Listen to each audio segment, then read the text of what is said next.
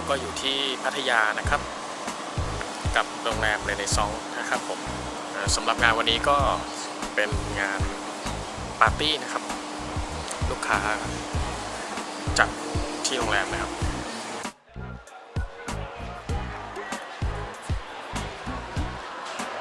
คุณเป็นใครอ่ะคุณจะข่มขืนใช่ไหมคะเนี่ย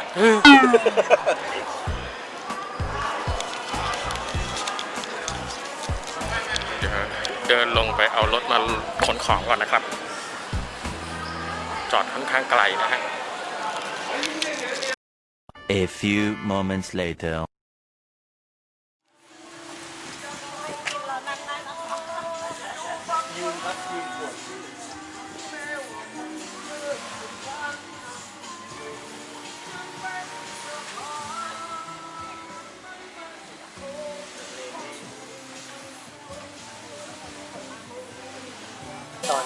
ตอนนี้ท้องอยู่ครับตอนนี้เราแวะทานข้าวเย็นกันก่อนแต่ว่าก็จะมี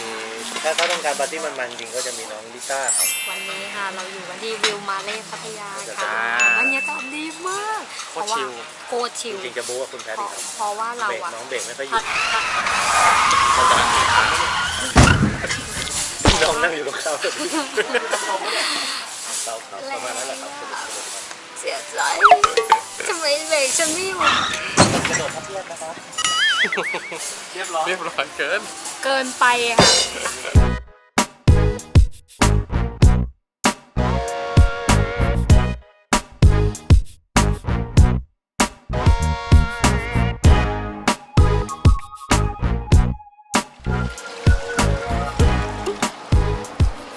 ตอนนี้เราก็มา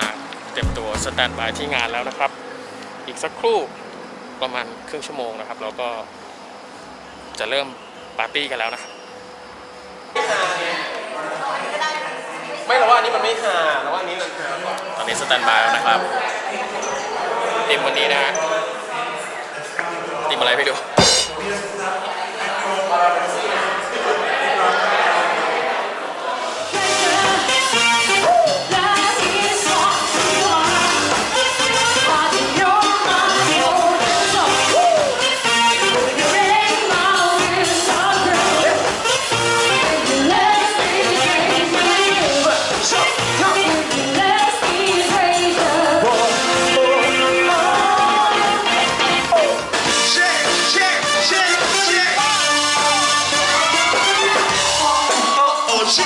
Check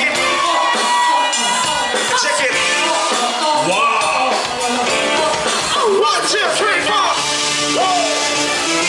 So crazy right now.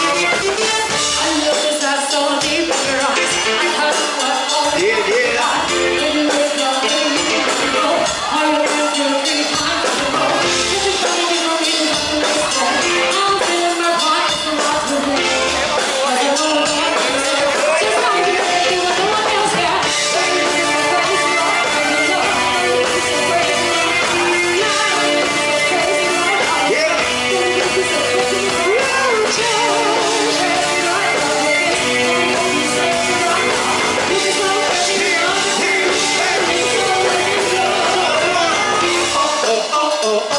Check it.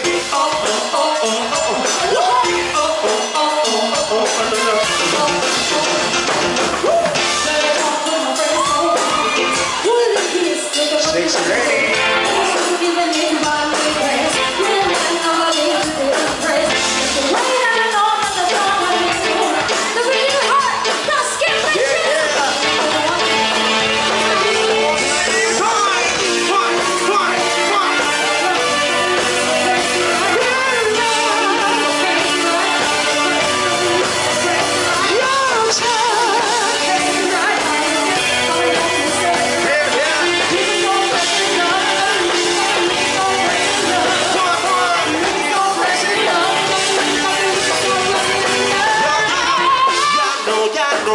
It's so long, young me in and out, see the OG, big home in the one and only. Sticks for the life, control it, so power walk like within the exhale. A shady for you, make the gas get the next to. A change on, I'm gonna the north as they grow, everything that big yo. Stop right, we go, yo, run, show rap. crazy, bring the whole thing. J's in the rain, the K's in the rain, the cats bring it out like K's in his hand. Cancer, I'm come from different course, but be the best for the first one, the shit, you know. I'll be the music in the shit smoking. Forward, I'll be the real with the game forward. Fall back, y'all never see the chance thrower. So, pretty now, damn in the rock one. You get